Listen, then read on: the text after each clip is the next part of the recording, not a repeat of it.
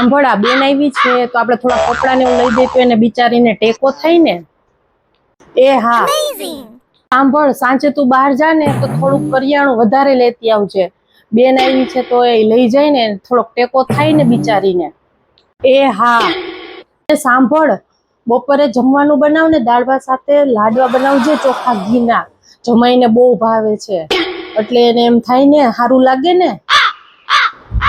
એ હા મમ્મી, એક કામ કરીએ, હવે આપણે 3 જ વધી છીએ, આપણે ભેગા વહી જાય એટલે એને ટેકો થાય ને.